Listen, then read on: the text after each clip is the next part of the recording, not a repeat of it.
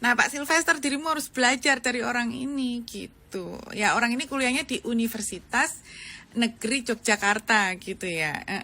Tapi Bapak katanya loh ya, rame-rame di Twitter itu katanya Bapak kuliahnya di Ruko Berlantai 3, katanya gitu. Oh ya, satu lagi pertanyaan. Kalau kampusnya sudah dicabut dan dianggap sebagai penyelenggara pendidikan yang buruk atau penyelenggara pendidikan yang nakal, lalu bagaimana dengan status ijazahnya ya? Bagaimana dengan keabsahannya? Assalamualaikum warahmatullahi wabarakatuh. Kembali lagi di channel Prayoga Muhammad. Gimana kabar kalian semua? Semoga baik-baik saja ya, dan dilancarkan segala rizkinya. Teman-teman semua, kita bahas lagi ya sedikit mengenai perseteruan antara Bung Rocky Gerung dan juga Bung Silver ya, yang dimana sebenarnya sudah clear ya, di akhir acara Bung Rocky Gerung bersalaman dan berpelukan dengan Bung Silver. Tapi di sini juga ada klarifikasi dari Bung Silver ya, yang menurut gua sih ya tetap aja kelihatan kosong gitu loh. Apalagi malah beliau membaca teks gitu ya.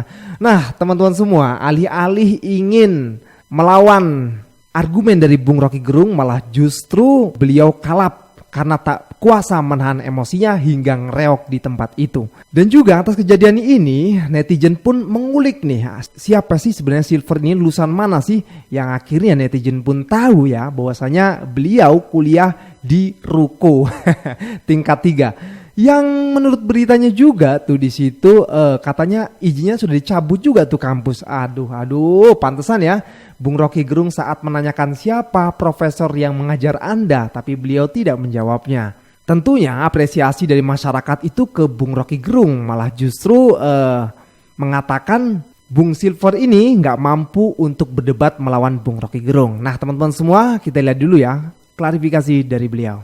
Mengenai dinamika yang terjadi tadi malam Selasa 3 September 2024 di acara Rakyat Bersuaranya Bang Aiman di iNews TV antara saya Sylvester Matutina dan saudara Rocky Gerung, itu adalah bentuk shock terapi saya kepada saudara Rocky Gerung yang selama ini selalu memfitnah, merendahkan dan memaki semua orang di Republik ini, termasuk para senior, para akademisi, para pakar, dan juga kepada Presiden Jokowi yang dikatakan tolol dan bangsa.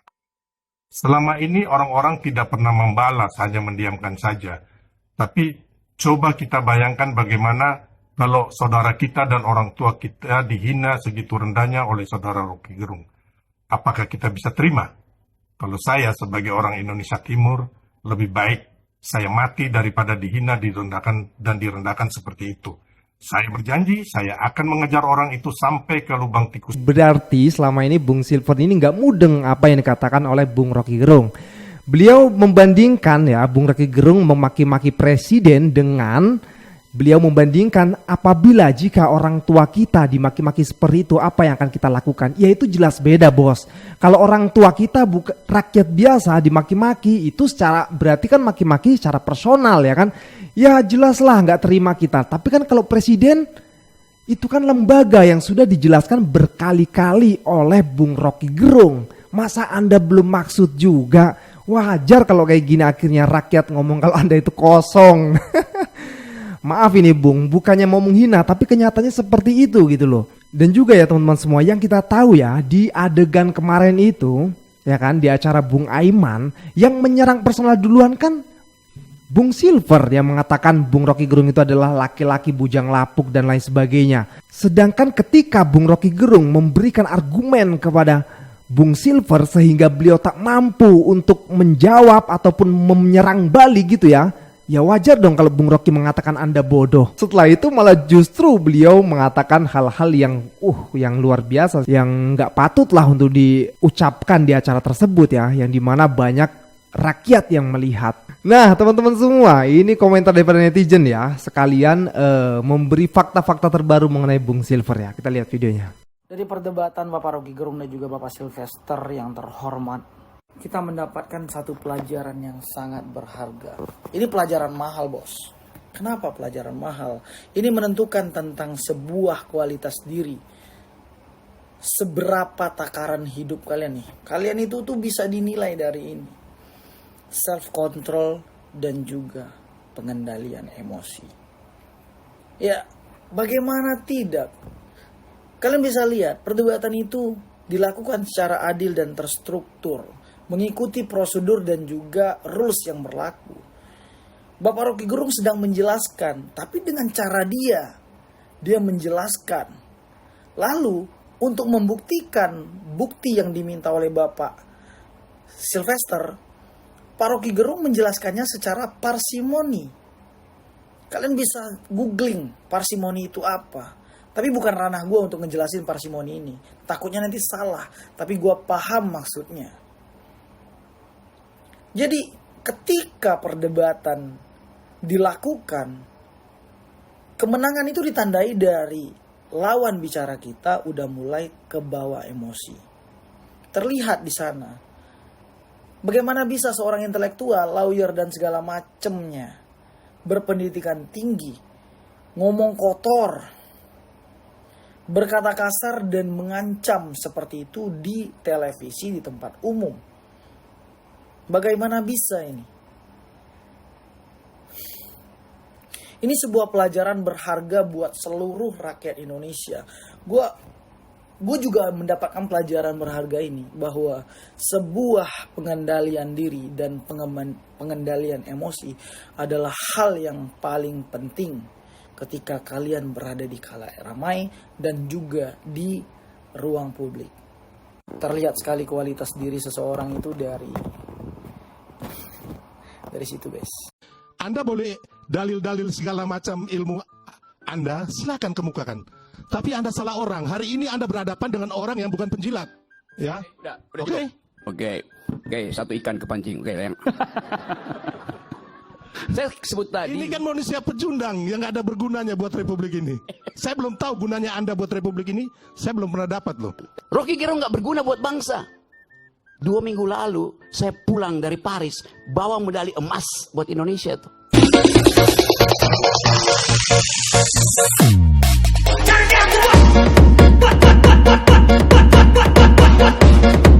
Ini sih kena tampol banget ya.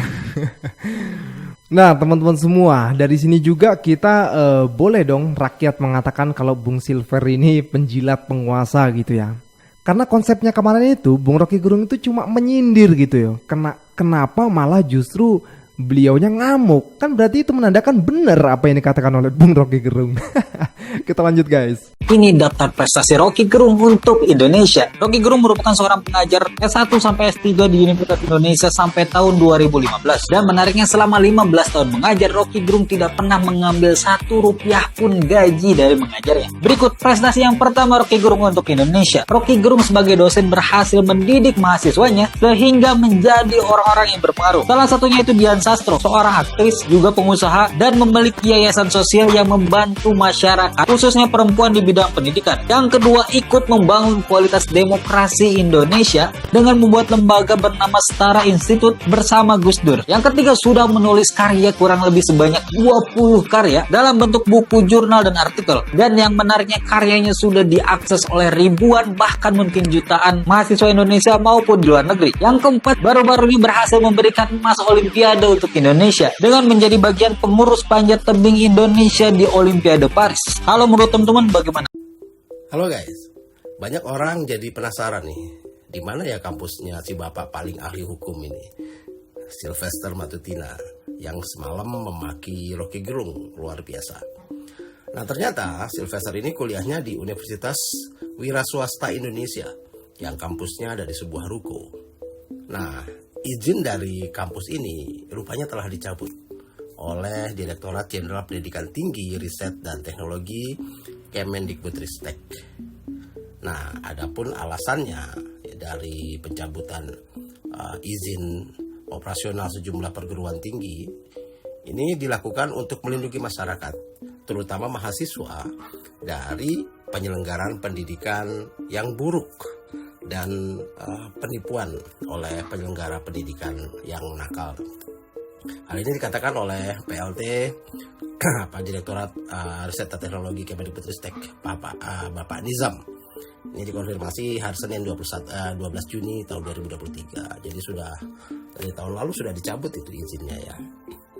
Nah, jadi ya kalau kita ulang lagi ya tadi, sebuah kampus sudah dicabut izinnya 2 alasannya. Yang pertama karena penyelenggaraan pendidikan yang buruk, ya untuk melindungi mahasiswa dari penyelenggaraan pendidikan yang buruk atau dari penyelenggaraan pendidikan yang nakal. Artinya ya kita bisa memaklumi ya kenapa Bapak Sylvester attitude-nya seperti itu. Oh ya, satu lagi pertanyaan. Kalau kampusnya sudah dicabut dan dianggap sebagai penyelenggara pendidikan yang buruk atau penyelenggara pendidikan yang nakal, lalu bagaimana dengan status ijazahnya ya? Bagaimana dengan keabsahannya? Salam. Nah kan akhirnya kebongkar kan, nyampe mana-mana ini. Nggak mungkin netizen diem aja. Lanjut. Setelah dihina secara personal, bahkan diancam mau digebuk oleh Sylvester, ternyata setelah selesai debat tadi malam, orang pertama yang kemudian mengambil tangan Sylvester adalah Rocky Gerung. Rakyat bersuara berikutnya.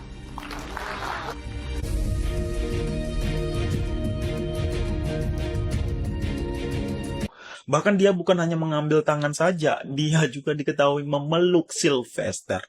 Hal ini sekali lagi menggambarkan kepada kita bahwasannya sosok Rocky Gerung yang sangat-sangat terbuka menerima pendapat orang lain.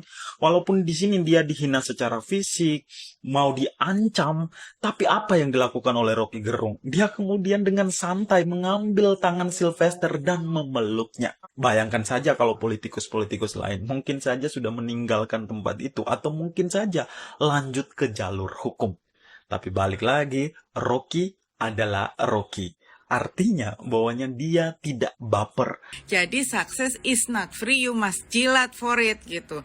Ngereoklah itu kan Sylvester, dia bilang, saya ini bukan penjilat, saya ini adalah seorang pengusaha dan saya adalah seorang sarjana hukum yang mana saya itu sudah baca bukunya Leo Tolstoy dari saya masih SD, bukunya Bauer dan bukunya Gus Dur, katanya begitu. Nah terus ditanya kan sama Rocky, ya udah bukunya Leo Tolstoy yang udah pernah lu baca tuh apa gitu kan. Gak bisa jawab guys, padahal kita sama-sama tahu yang terkenal itu kan ada Anna Karenina sama War and Peace ya gitu. Anna Karenina itu singkatnya menceritakan tentang seorang wanita yang selingkuh gitu ya, kabur sama pacarnya. Intinya begitulah gitu kan.